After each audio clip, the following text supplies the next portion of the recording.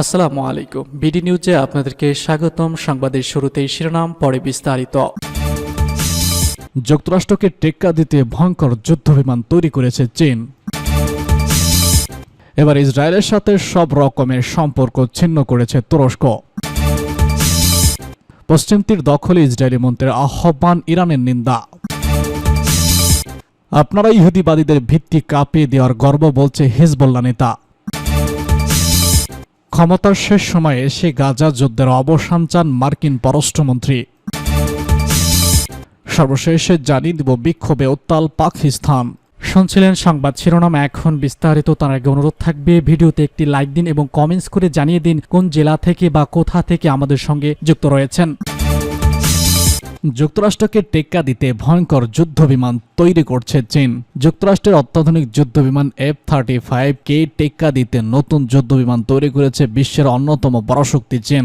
পঞ্চম প্রজন্মের স্টেলা যুদ্ধবিমানের নাম J-35। মঙ্গলবার পঞ্চদশ China international aviation and aerospace এক্সিবিশনে অত্যাধুনিক এই যুদ্ধবিমান প্রথমবারের মতো সামনে আনে বেইজিং। এই খবর জানিয়েছে ফ্যাশনাল টাইমস। প্রতিবেদনে বলা হয়েছে, পঞ্চম অংশ আন্তর্জাতিক বিমান চলাচল ও মহাকাশ প্রদর্শনীর উদ্বোধন অনুষ্ঠানের পর রাডার অপেক্ষাকারী জেটটি স্বল্প সময়ের জন্য আকাশে উড়েছিল। দেশটির গুইংডং প্রদেশের জুয়াইতে শুরু হওয়া এই প্রদর্শনী চলবে 17 নভেম্বর পর্যন্ত। চীনের পিপুলস লিবারেশন আর্মি বা PLA গত সপ্তাহে প্রথমবারের মতো যুদ্ধবিমানকে নিজেদের বহরে যুক্ত করেছে। এবার প্রথমবারের মতো রাডার ফাঁকি দিতে সক্ষম এই যুদ্ধবিমান জনসম্মুখে আনা হয়েছে। চীনের এই নতুন এই যুদ্ধবিমান পশ্চিমাদের চিন্তা বাড়িয়ে দিতে পারে বলে ধারণা করা হচ্ছে। ইসরায়েলের সাথে সব রকমের সম্পর্ক ছিন্ন করেছে তুরস্ক। তুরস্কের প্রেসিডেন্ট রেসেপ তাইয়েপ এরদোগান দাবি করেছেন, ইহুদিবাদী ইসরায়েলের সাথে তার সব ধরনের সম্পর্ক ছিন্ন করেছে। ফিলিস্তিনের অবরুদ্ধ গাজা উপত্যকা এবং লেবাননে ইসরায়েল যে গণহত্যা ও রক্তক্ষয়ী বর্বর আগ্রাসন চালাচ্ছে তার প্রতিবাদে তুরস্ক এই পদক্ষেপ নিয়েছে বলে দাবি করেছে প্রেসিডেন্ট এরদোগান। সৌদি আরব এবং আজারবাইজান সফর শেষে দেশে ফেরার পর বিমানে সাংবাদিকদের সাথে আলাপকালে বসেছে তুর্কি নেতা। তিনি বলেছেন, তার নেতৃত্বাধীন তুর্কি প্রশাসন ইসরায়েলের সাথে সম্পর্ক উন্নয়ন করার চেষ্টাকে অব্যাহত রাখবে না। তুরস্কের ক্ষমতাসীন জোট এই সিদ্ধান্তের ব্যাপারে দৃঢ় প্রতিজ্ঞ এবং এই অবস্থান ভবিষ্যতেও ধরে রাখবে। এরদোগানের উদ্ধৃতি দিয়ে তুর্কি বার্তা সংস্থা এনাদুল জানিয়েছে, ফিলিস্তিনের ব্যাপারে ইসরায়েলি কর্মকাণ্ডের শক্ত জবাব দিচ্ছে তুরস্ক। পাশাপাশি ইহুদি ইসরায়েলের যুদ্ধবাজ প্রধানমন্ত্রীকে গণহত্যার বিষয়ে জবাবদিহি করার জন্য এরদোগান তার ক্ষমতার ভিতরে থেকে সবকিছু করবে বলে জানান তিনি। ইসরায়েলে বিভিন্ন পশ্চিমা দেশ যে সশস্ত্র অস্ত্রের চালান পাঠাচ্ছে সে ব্যাপারেও তুর্কি প্রেসিডেন্ট উদ্বেগ প্রকাশ করেন। তিনি বলেছেন, যতক্ষণ পর্যন্ত ইসরায়েলে অস্ত্রের চালান পাঠানো অব্যাহত থাকবে ততক্ষণ ইসরায়েল আরও বেশি আগ্রাসী হবে এবং ফিলিস্তিন ও লেবাননের পরিস্থিতি আরও খারাপ হবে। গত বছরের 7 অক্টোবর গাজা ইসরায়েল সংঘাত শুরুর পর থেকে তেল আবিবের সাথে আঙ্কার সম্পর্ক উল্লেখযোগ্যভাবে অবনতি হয়েছে। কিন্তু ইসরায়েলের বিরুদ্ধে আবারও কার্যকর ব্যবস্থা না নেওয়ার কারণে তুরস্কের বিষয়ে আন্তর্জাতিক অঙ্গনে নানামুখী সমালোচনা রয়েছে। ইসরায়েলের সাথে তুরস্ক সম্পর্ক পুরোপুরি ছিন্ন করেনি। গত মে মাসে গাজা পরিস্থিতির কথা উল্লেখ করে তুরস্ক ইসরায়েলের সাথে বাণিজ্যিক সম্পর্ক ছিন্ন করে। এছাড়া ইসরায়েলের নিযুক্ত তুর্কি রাষ্ট্রদূতকে দেশে ডেকে পাঠানো হয়, কিন্তু তেল আবিব তুরস্কের দূতাবাস এখনও চালু রয়েছে। পশ্চিম তীর দখলে ইসরায়েলি মন্ত্রীর আহ্বান, ইরানের নিন্দা। ফিলিস্তিনের অধিকৃত পশ্চিম তীর পুরোপুরি ইসরায়েলের সাথে যুক্ত করে নেওয়ার ব্যাপারে ইহুদিবাদী মন্ত্রী জেনারেল যে আহ্বান জানিয়েছে তার কঠোর নিন্দা করেছেন ইসলামী প্রজাতন্ত্র ইরান। ইরানের পররাষ্ট্র মন্ত্রণালয়ের মুখপাত্র ইসমাইল বাকারি গতকাল বলেছেন, পশ্চিম তীর যুক্ত হওয়ার আহ্বান ইসরায়েলের আরেকটি বর্ণবাদী ও সম্প্রসারণবাদী চরিত্রের বহিঃপ্রকাশ। ইসরায়েল যে আগ্রাসী শক্তি আহ্বানের মধ্য দিয়ে তা আবারও পরিষ্কার হল। সোমবার ইসরায়েলের অর্থমন্ত্রী জানান, তিনি পশ্চিম তীরকে ইসরায়েলের সাথে যুক্ত করার জন্য প্রস্তুতি নেওয়ার নির্দেশ দিয়েছেন।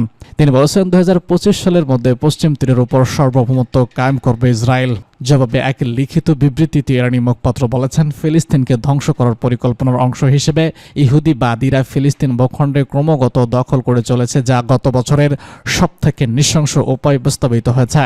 ইসরায়েলের গণহত্যা প্রতিরোধ ও শাস্তি প্রদান এবং যুদ্ধ অপরাধ ও মানবতা বিরোধী অপরাধের মোকাবেলায় সংশ্লিষ্ট সকল সরকারের আইনি ও নৈতিক দায়িত্বের কথা স্মরণ করিয়ে দেন বাকারি।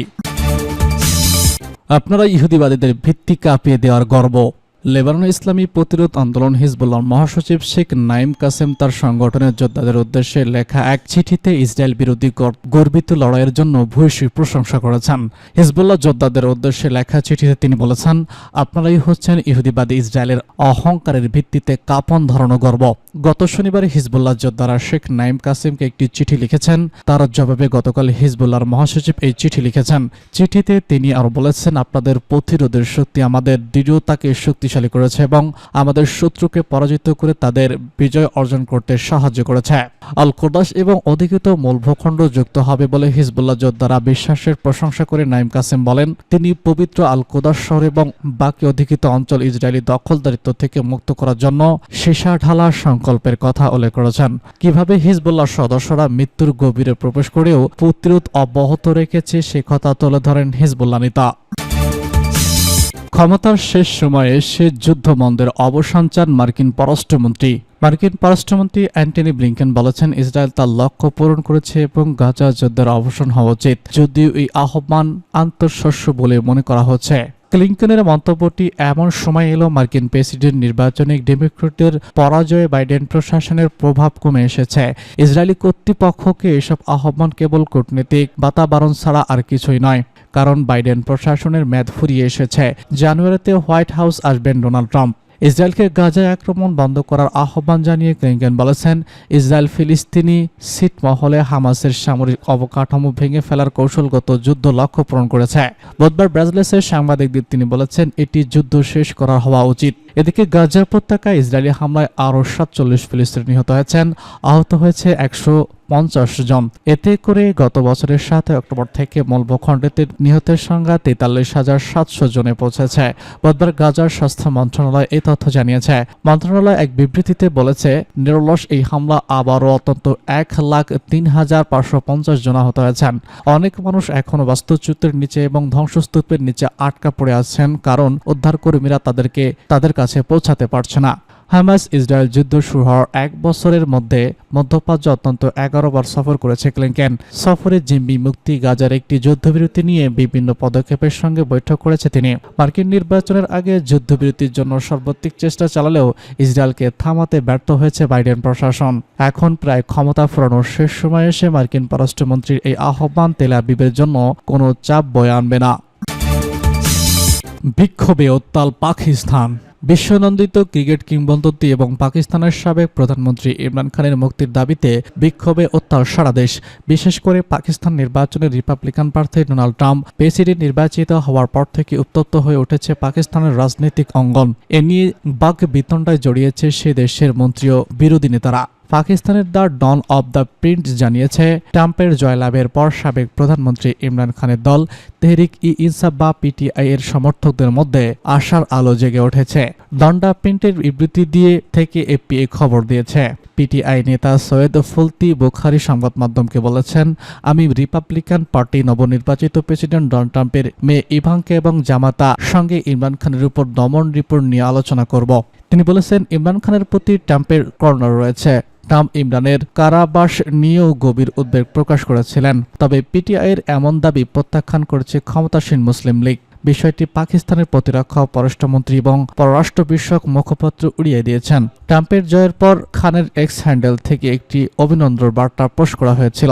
পোস্টে ট্রাম্পকে ইমরান খানের খুব ভালো বন্ধু হিসেবে উল্লেখ করা হয়। পোস্টে লেখা ছিল, ট্রাম্প যুক্তরাষ্ট্রের প্রেসিডেন্ট নির্বাচনে জয়ী হওয়ায় আমরা ও পিটিআই এর পক্ষ থেকে ট্রাম্পকে প্রাণঢালা অভিনন্দন। সমস্ত প্রতিকূলের বিরুদ্ধে মার্কিন জনগণের ইচ্ছার প্রতিফলন ঘটেছে। গণতন্ত্র ও মানবাধিকারের প্রতি পারস্পরিক শ্রদ্ধার ভিত্তিতে পাকিস্তান মার্কিন সম্পর্কের ক্ষেত্রে ট্রাম্প ভালো হবেন। আমরা আশা করি বিশ্বব্যাপী শান্তি, মানবাধিকার ও গণতন্ত্রের প্রতি তিনি জোরালো ভূমিকা রাখবেন।